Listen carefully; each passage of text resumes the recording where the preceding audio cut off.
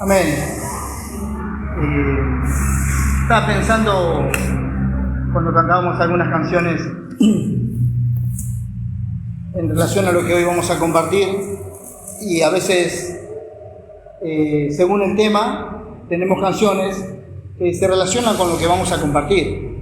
En este caso, podría decir, yo tengo lo que es la carga, para mí el núcleo del mensaje, y pensé cuál sería la canción que podría relacionarse con este tema.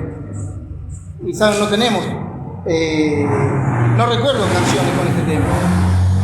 Y a lo mejor algunos de ustedes se acuerdan. ¿Hay alguna canción que nos hable del temor a Dios?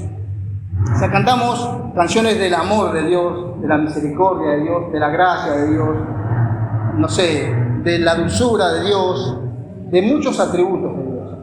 Pero no recuerdo canciones que hablen acerca del temor a Dios. Y me acordaba así de esta canción que dice no temeré, pero se relaciona principalmente con las cosas que están en contra de Dios. No tememos a esas cosas, ¿no? Pero sí tememos al Señor. Entonces, la única frase que recordaba de otra canción es la que dice: una vida de santo temor ahora debemos vivir, que es una estrofa que cantamos en alguna canción. Pero no recuerdo que haya canciones así. Quiero decir, hermanos, que hay áreas o temas que tal vez no son muy hablados, tal vez. O sea, no son muy compartidos, y que tal vez en medio de todos los hermanos, me refiero a todos los cristianos, no se toca tanto. Y justamente es algo que vamos a compartir hoy. Antes de empezar justamente con el tema, yo quiero concluir con lo que nos quedaba del capítulo 17 de Números. Queda muy poco, algo compartimos el domingo, pero como para terminar con ese capítulo, quedó algo breve para continuar. En relación a la anterior jornada, que era el monte de Sefer, que vimos la vara de Aarón, el reverdecer, la figura que habla de la dulzura de la resurrección de Cristo. Ya habíamos compartido aproximadamente hasta el versículo 7, versículo 8. Vamos a leer del 9 al 13, número 17. Entonces sacó Moisés todas las varas de delante de Jehová a todos los hijos de Israel, y ellos lo vieron, y tomaron cada uno su vara. Y Jehová dijo a Moisés: vuelve la vara de Aarón delante del testimonio, para que se guarde por señal a los hijos rebeldes, y harás cesar sus quejas de delante de mí, para que no mueran. E hizo Moisés como le mandó Jehová, así lo hizo. Entonces los hijos de Israel hablaron a Moisés diciendo: he aquí, nosotros somos muertos, perdidos somos. Todos nosotros somos perdidos. Cualquiera que se acercare, el que viniere al tabernáculo de Jehová, morirá. ¿Acabaremos por perecer todos? Hermanos, si recordamos lo que compartimos la semana pasada, lo que podemos decir resaltaba en esa jornada era que Dios había establecido la autoridad de Moisés y también de Aarón, porque fue la vara de Aarón la que reverdeció. Y Dios dijo de Aarón: este es el varón a quien yo escogí. Entonces, lo que estaba dando a entender que Dios estaba afirmando que él había escogido a Aarón y que el pueblo de Israel se tenía que sujetar a la dirección de Aarón. Y Aarón era el sumo sacerdote. Entonces, esto no solamente indica que Dios estableció la autoridad de Aarón, sino que no reconocía otra autoridad. Quiero decir, de parte del pueblo siguieron siendo varas secas. Por eso dice el versículo 9: entonces sacó Moisés todas las varas de delante de Jehová a todos los hijos de Israel, y ellos lo vieron.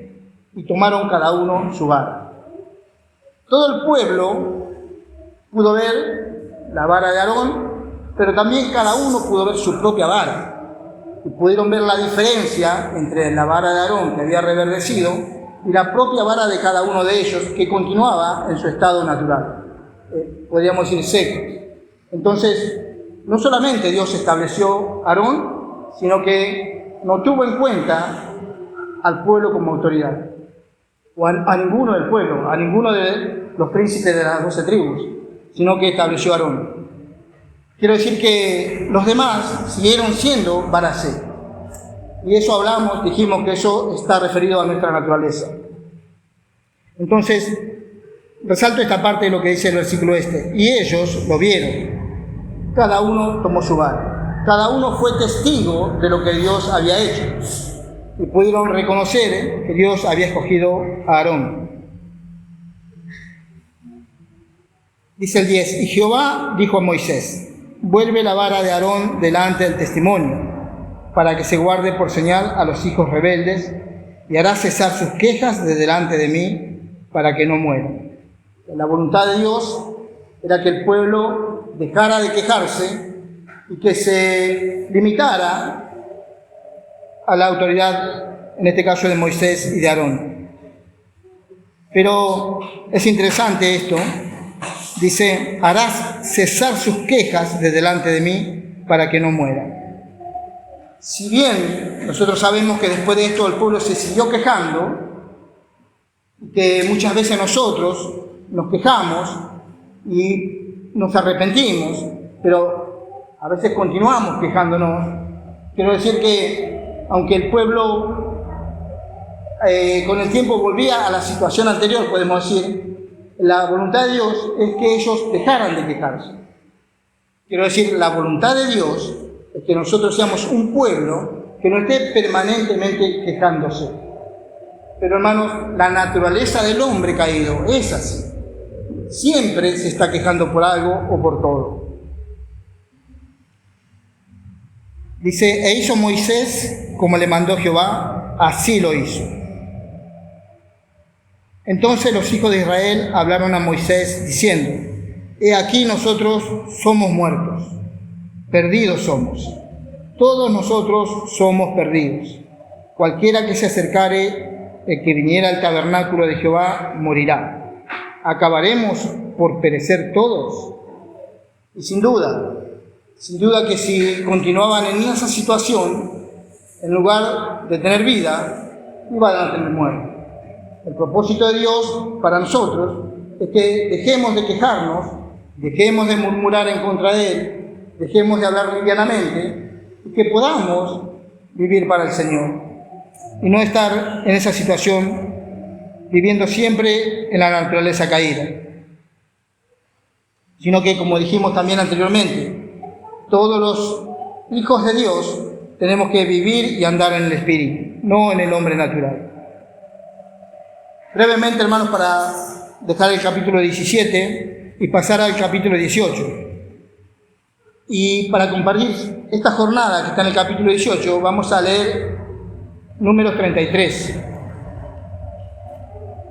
para ver a qué jornada se refiere. Recordemos que el anterior fue Monte de Sefer.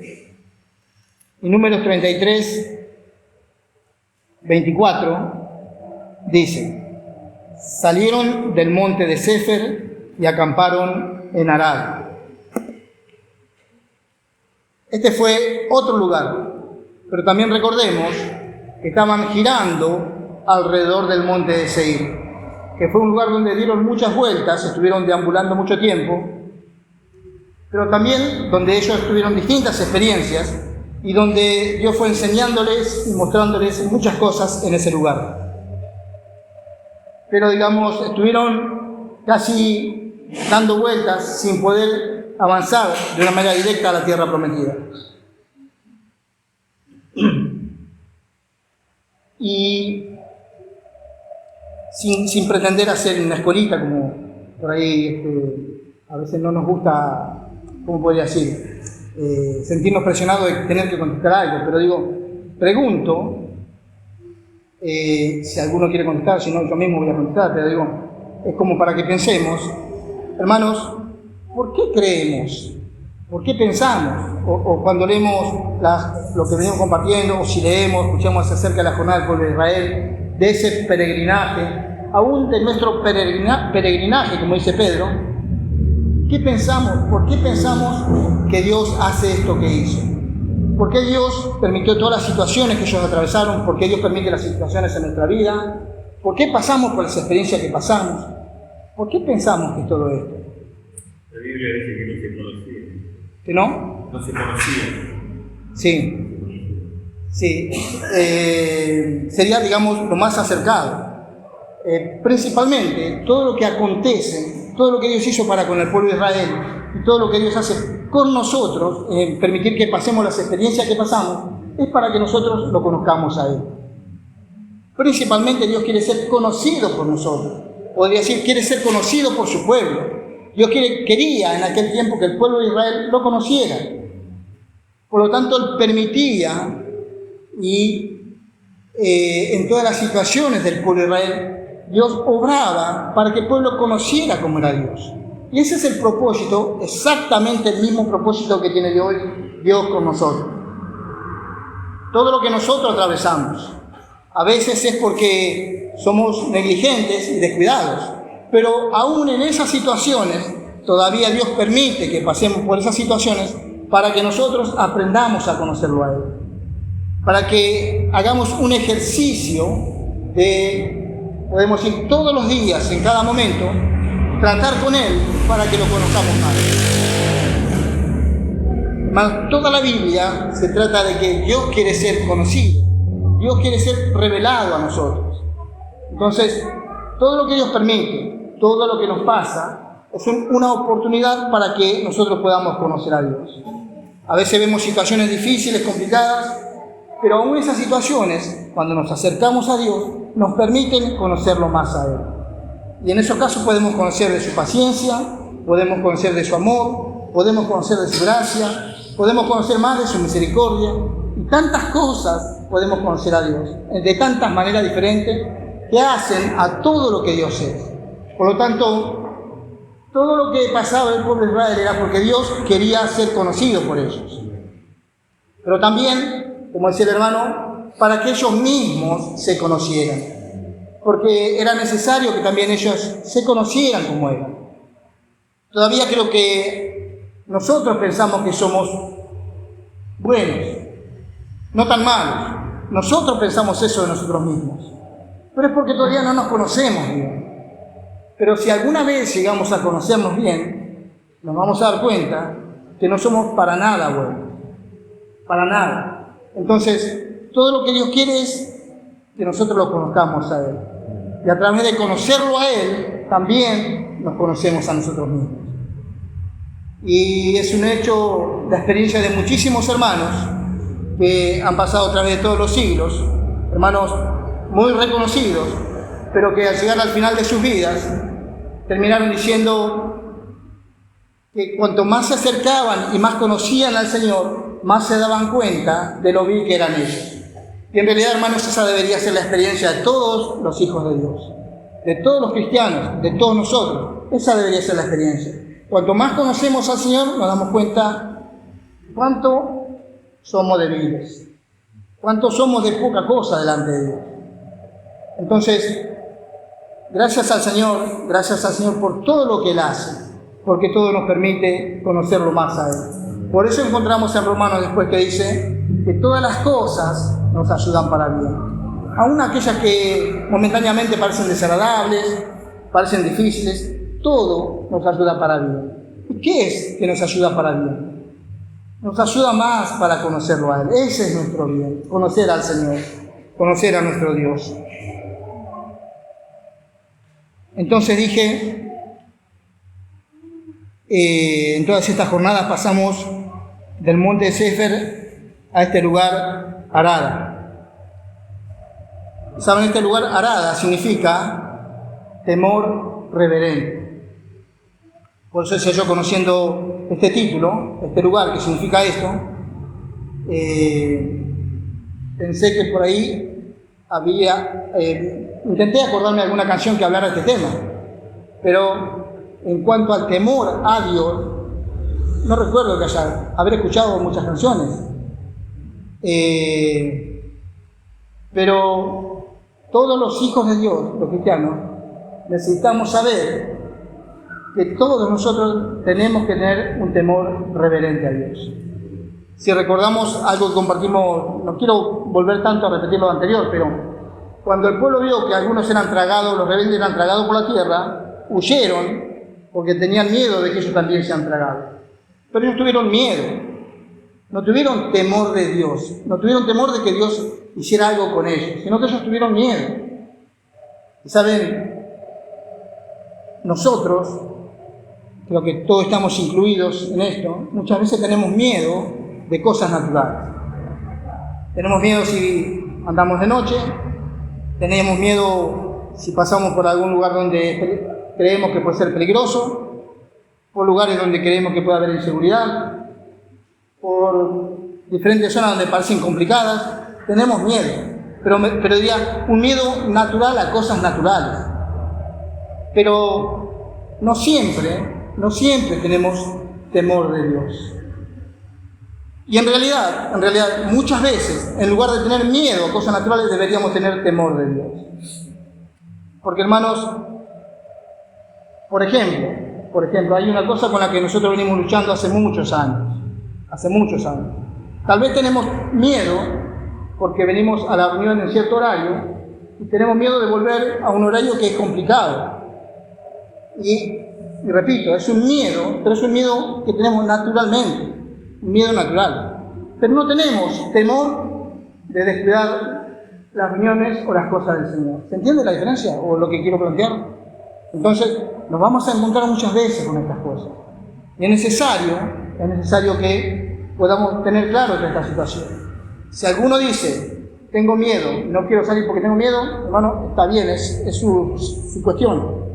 Pero necesitamos saber que lo primero que nosotros tenemos que tener es temor a Dios. Y no miedo a cosas naturales o a lo que nos pueda pasar naturalmente, sino temor a Dios. Y eso es algo que también con el tiempo se ha perdido. La Biblia habla de temor reverente. Este lugar no solamente significa temor, sino que significa temor reverente. Y saben, el miedo es lo que nosotros tenemos naturalmente y que puede llegar a paralizar en algunos casos a algunas personas. Pero el temor a Dios nos hace cuidadosos y nos hace verdaderamente responsables. Entonces, aunque estas cosas parecen no tan agradables hablarlas, es necesario que todos sepamos esto. Que Dios espera de sus hijos temor, pero no solamente temor, sino un temor reverente. Voy a leer un versículo de Hebreos, capítulo 5, creo que es el versículo inicial o principal que habla del temor reverente y de la persona principal que tuvo temor reverente y de quién nosotros tenemos que tomar este principio. Hebreos 5:7.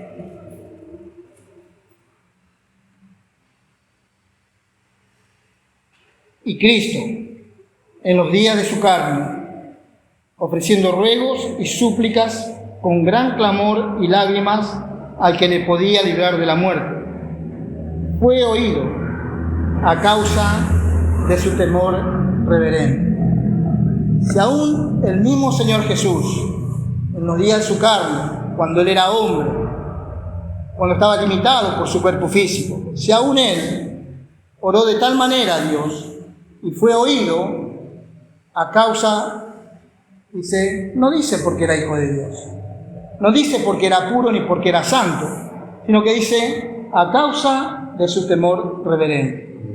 Hermanos, podemos estar seguros, pero seguros, que nadie va a conocer más a Dios que su propio Hijo. Y nadie va a temer más a Dios que su propio Hijo. Pero aún Él mismo tuvo este temor reverente, justamente porque conocía a quien le estaba rogando y suplicando. Él sabía quién era Dios y sabe todo lo que Dios significa. Por lo tanto, podía Él orar de esta manera, sintiendo este temor reverente. que repito, a pesar de ser el Hijo de Dios, a pesar de ser tan amado por el Padre, él tenía este temor reverente. Ahora, la contraposición a esto es la gente del mundo, el inconverso, el hombre que no tiene a Dios, el hombre que vive sin Dios. Y podemos leer en Romanos 3:18, que dice Pablo en Romanos para estas personas.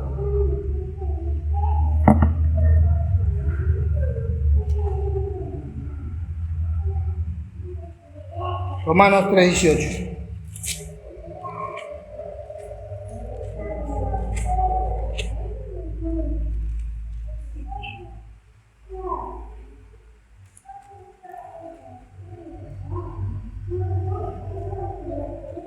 Y entendamos que está hablando desde el capítulo 9, el versículo 9-10, acerca de las personas que no buscan a Dios.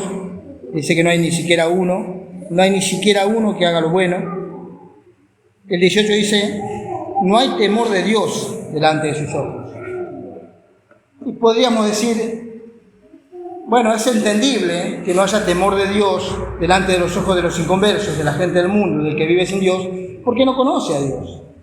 Podemos decir, es entendible. No conoce a Dios, por lo tanto no hay temor de Dios delante de sus ojos. Pero nosotros, que decimos que conocemos a Dios, no puede ser, o no debería ser, que en nosotros no haya temor de Dios, que no haya este temor reverente. Hay algunas congregaciones que los hermanos son bastante estrictos, podría decir, en cuanto al temor y a la reverencia hacia Dios.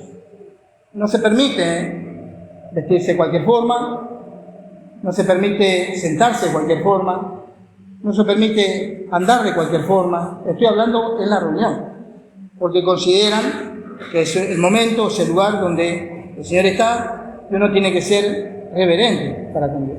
Sin ninguna duda, no quiero exteriorizar esto y hacer lo que naturalmente tenemos que ser reverentes. Pero sí tiene que ser primeramente una actitud de nuestro corazón, una actitud interior que también se tiene que reflejar en el exterior. Y en todas las cosas es así. Dios trata con nuestro corazón, Él quiere que en nuestro corazón tengamos este temor reverente, pero también que se manifieste en todo nuestro andar. Por eso en Pedro, no anoté este versículo, no recuerdo exactamente dónde está, pero creo que todos lo conocemos, donde dice que debemos andar en este peregrinaje, dice, vivir de una manera con temor reverente. Esa es la manera que nosotros tenemos que andar. Entonces, es siempre, pero como decimos, es siempre, pero cuanto más cuando nos reunimos con los hermanos. Entonces, con esto tiene que ver este lugar, esta jornada de los israelitas en el desierto. Con este lugar arada, que significa temor reverente. Y Dios les estaba enseñando, en este caso, que ellos tenían que tener este temor reverente para con Dios. No es, ¿qué podría decir? Una persona común, un hombre cualquiera, es Dios el que estaba tratando con ellos. Es el Señor del cielo y de la tierra.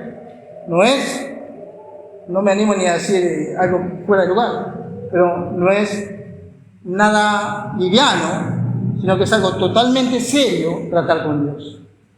Entonces, necesariamente ellos tenían que conocer a Dios para poder tratar con Dios.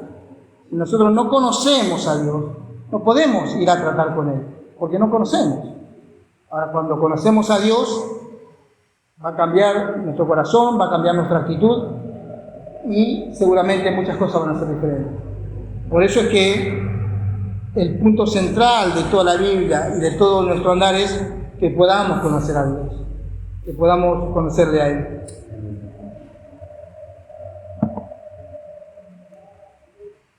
Hay un versículo que nosotros conocemos, que citamos, muchas veces leímos, Proverbio, que dice que el principio de la sabiduría es el temor a Jehová. Ese es el principio. Pero ¿qué quiere decir, hermano? Que si no hay temor, entonces hay principio de necedad, de ignorancia. Por eso el principio de la sabiduría es el temor a Dios. Y hay muchos otros versículos que se refieren a esto. Voy a leer solamente uno más que está en Job. Dice el capítulo 4 de Job, versículo 6. Si alguno lo encuentra antes que yo, lo puede leer.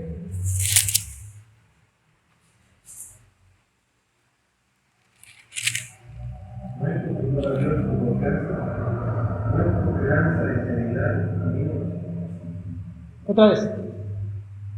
No es tu temor a Dios tu confianza, no es tu esperanza en la integridad de tus caminos. Job, en ese momento, en ese tiempo, estaba conociendo al Señor. Entonces, en ese conocer a Dios, él confiaba. Podía confiar porque lo conocía. De la misma manera que en la medida que nosotros conocemos al Señor, confiamos en Él. Pero si no alcanzamos a conocerlo a Él, ¿cómo podríamos confiar en alguien que no conocemos? Pero esa es lo que el Señor quiere ir haciendo en nosotros, conocerlo a Él. Y sin duda que cuando lo conocemos a Él, sin ninguna duda, vamos a alcanzar a tener un temor reverente. Entonces, esto comienza esta jornada en el capítulo 18. Por eso quería terminar con el 17. Vamos a leer ahora el capítulo 18 de Números, del 1 hasta el 7.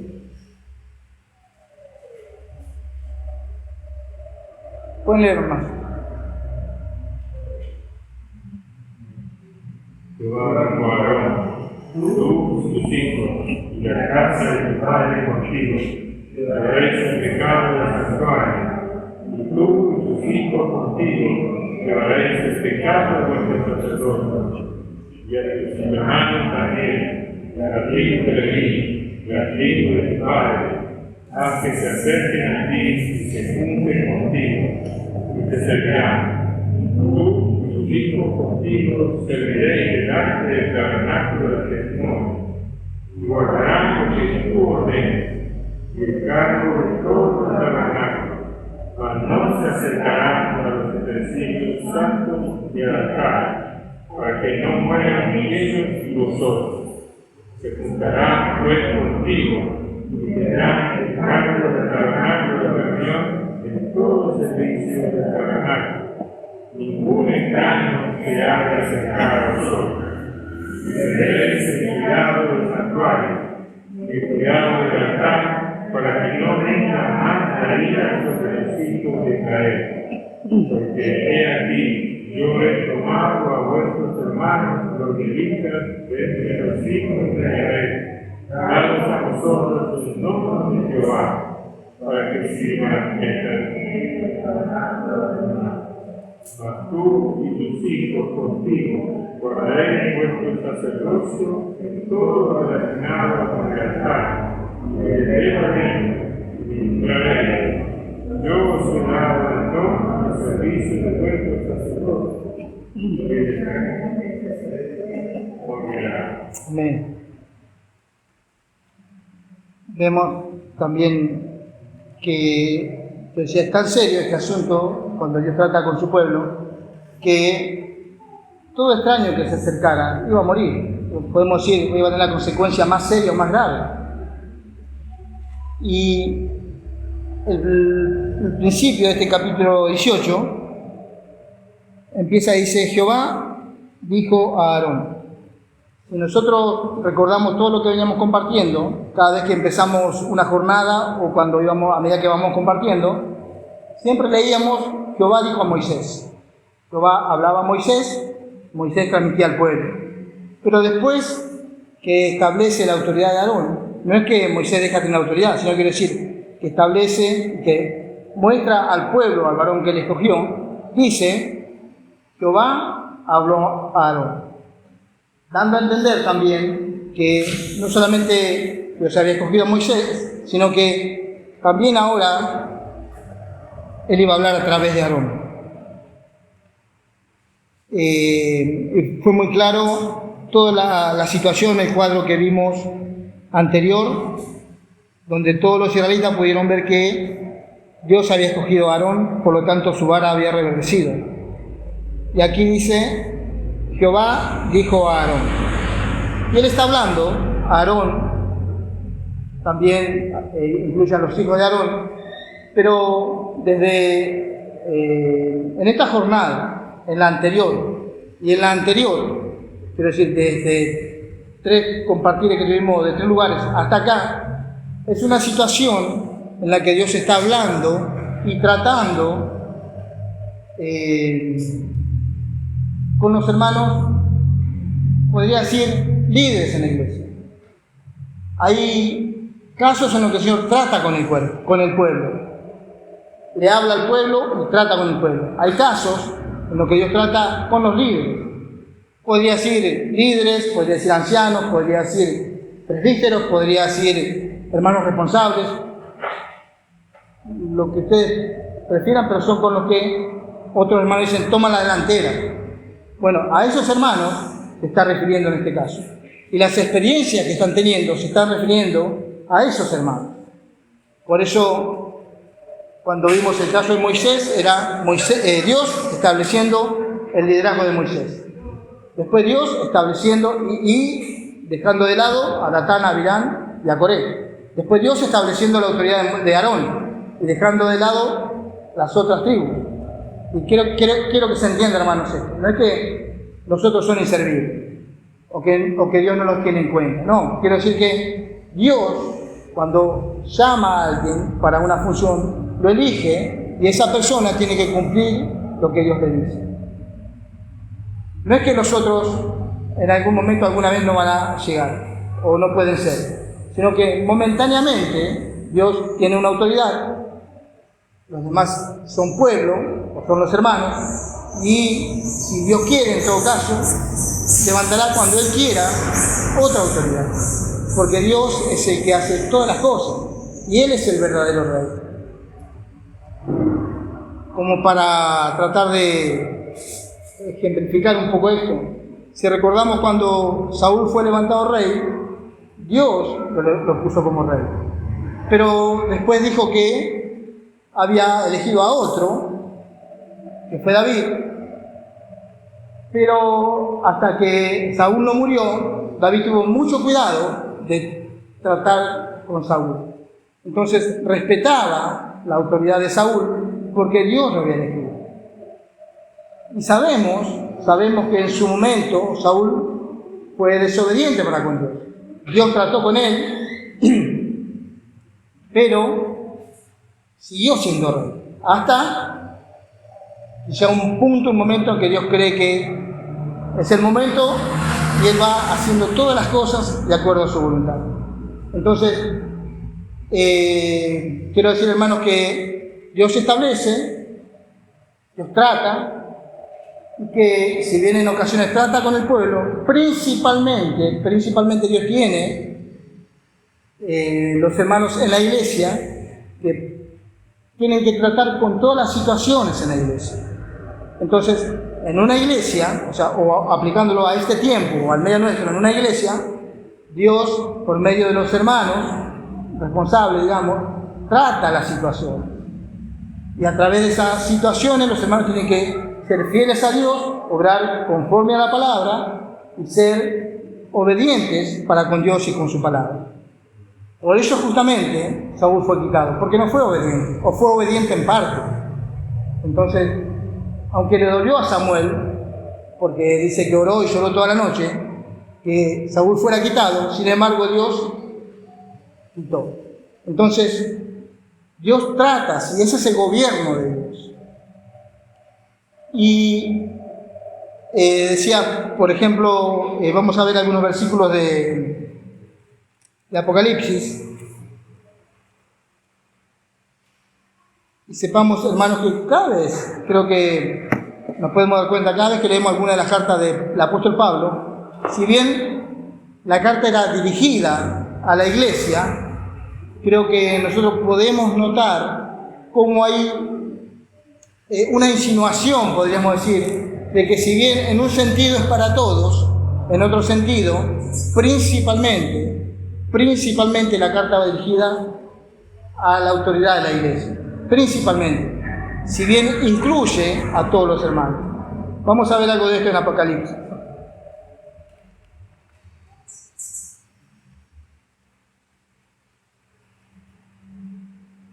en la carta a las iglesias.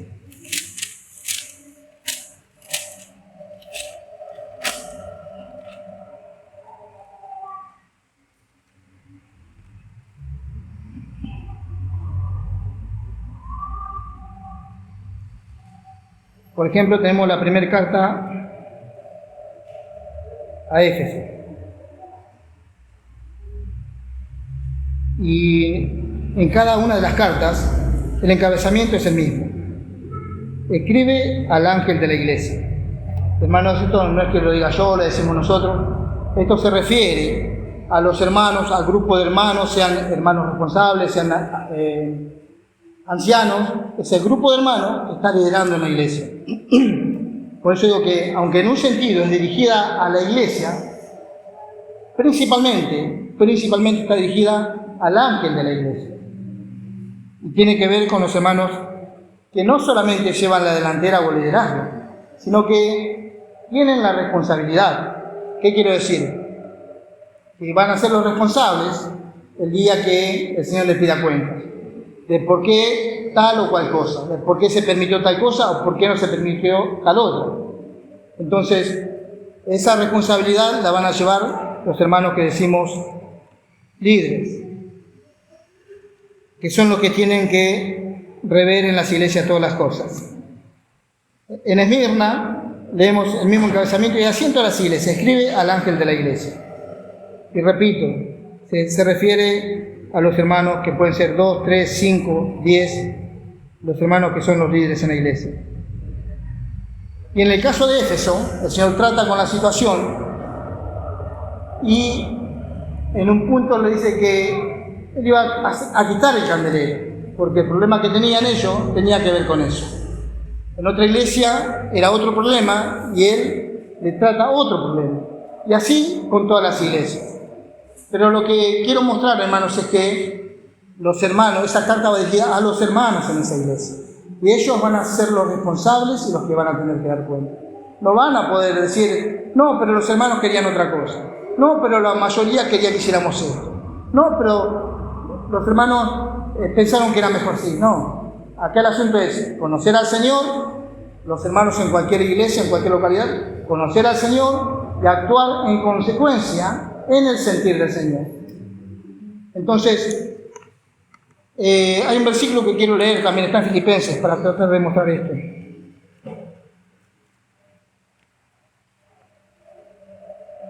Porque hay algo que es el sentir de Dios en cuanto a todas las situaciones y a todas las cosas que suceden. Pero también está el sentir de las personas. Por eso lo quiero ver si lo puedo aclarar con esto. Filipenses capítulo 2, versículo 5. Pablo dice: haya pues en vosotros este sentir que hubo también en Cristo Jesús. Lo que quiero resaltar es que hay un sentir en Cristo. Y el sentir de Cristo es el mismo sentir que tiene Dios. Porque sé que ninguno de nosotros dudamos que hay tal unidad, tal comunión entre el Padre y el Hijo, que el sentir del Padre es exactamente igual al sentir del Hijo y el sentir del Hijo es exactamente igual al sentir del Padre. No hay ninguna mínima diferencia. Ahora, los hermanos en la iglesia líderes tienen que tener este sentir, que es el sentir de Dios. Por ahí nosotros escuchamos muchas veces, dice, yo tengo tal sentir y el hermano tenía tal sentir. Entonces, a eso tenemos que responder. Si el sentir que tiene el hermano es igual al que tiene el otro hermano, ese sentir que tienen los dos, ¿ese es el sentir de Cristo? ¿O es el sentir de Dios? Porque no importa que yo tenga el mismo sentir que tiene Abelino en todo caso, o que yo tenga el mismo sentir que tiene Damián, o que cualquier hermano. No, importa que yo tenga el sentir de Cristo, y él tenga el sentir de Cristo, y cualquier hermano tenga el sentir de Cristo. Entonces tenemos el mismo sentir, porque el sentir es el sentir de Cristo, el sentir de Dios. No es el sentir de que dos hermanos piensen igual, sino que lo que tenemos que buscar es el sentir de Cristo. Y ser uno con ese sentir. Por eso decía que cuando suceden situaciones en la iglesia, los hermanos tienen que tener y actuar en consecuencia al sentir de Dios. Si Dios permite algo y su sentir es que se debe permitir algo, tenemos que permitir. Si Dios nos permite, no tenemos que permitir. Aunque a uno le puede parecer bueno o le puede parecer no tan malo, si Dios dice tal cosa, es tal cosa. No hay desvío para acá ni desvío para allá, sino que hay que ser obediente 100% a la palabra de Dios. Por supuesto, eso es en cuanto a la luz que cada uno tenemos. Y Dios nos va a hacer responsables de acuerdo a la luz que tenemos. Nos va a hacer responsables si en algo no tenemos luz. Pero de acuerdo a la luz, a la revelación que tenemos, Dios nos va a hacer responsables en relación a eso. Por eso todas estas jornadas tienen que ver con el liderazgo en la iglesia. Y cómo se tratan las cosas, las situaciones, los problemas, aún lo bueno, lo malo, lo agradable, lo desagradable, cómo los hermanos tratan todas las cosas. Y tiene que sentir, como dije, tiene que ser en este sentir de Dios. Hay una experiencia que pasó en una de las iglesias en Apocalipsis, por ejemplo, Pérgamo. Todos entendemos, sabemos que significa casada con el mundo, o mezclada con el mundo, o comunión con el mundo. Entonces, en una iglesia así, los hermanos tienen que actuar, los líderes son responsables y tienen que actuar en consecuencia con el sentir de Dios. ¿Y cuál es, en ese caso, sería el sentir de Dios? Por supuesto, la iglesia es separada del mundo, ese es el sentir de Dios. No tiene que mezclarse, ni tener comunión, ni nada que ver con el mundo. Entonces, de eso, si los hermanos permitieron tal situación, van a ser responsables delante de Dios. Hay otra iglesia en la que había una mujer llamada Jezabel, estoy hablando de la iglesia en Apocalipsis, que los hermanos permitían la práctica de esa mujer. Pero Dios no estaba de acuerdo con eso. Entonces los hermanos tampoco tenían que estar de acuerdo con eso. Trato de mostrar cómo es el liderazgo en la iglesia y cómo los hermanos van a ser responsables un día delante de Dios, de lo que dejen pasar o de lo que no dejen pasar.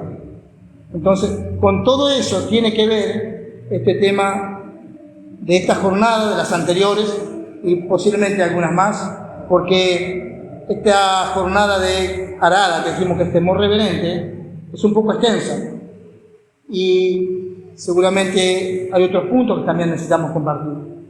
Pero hay algo que nosotros necesitamos dejar claro, que como cristianos no solamente tenemos temor a Dios, sino que nuestro temor tiene que ser un temor reverente. Y un temor reverente habla de respeto, de veneración para con Dios.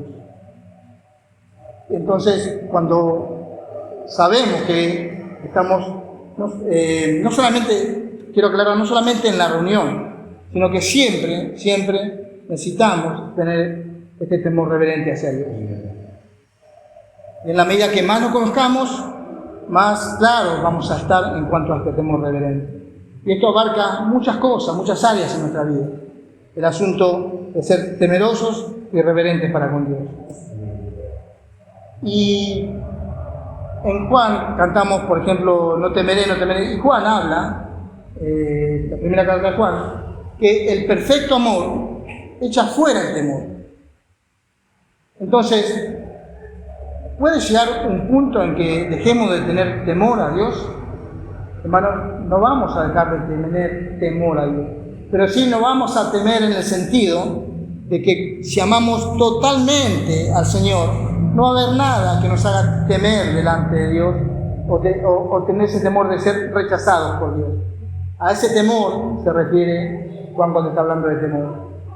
Que vamos a ir con toda confianza, no vamos a temer ser rechazados cuando vayamos a su presencia, ni avergonzados, sino que ese amor tan grande, el perfecto amor, ese amor puro, santo, completo, total, que el Señor espera con el que nosotros lo amemos a Él, podría llegar a ser de tal manera que no vamos a tener temor ni de acercarnos, ni de ser avergonzados, ni de ser rechazados por Él.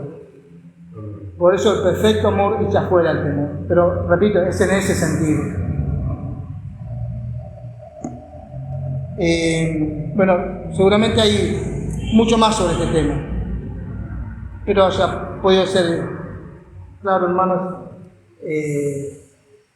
Y no digo podamos compartir, por lo menos podamos considerar esto que compartimos. Y cada uno delante del Señor tener en cuenta que Dios, es el Señor del cielo y de la tierra, no es un hombre cualquiera, ni una persona cualquiera, y que Él espera y merece temor reverente.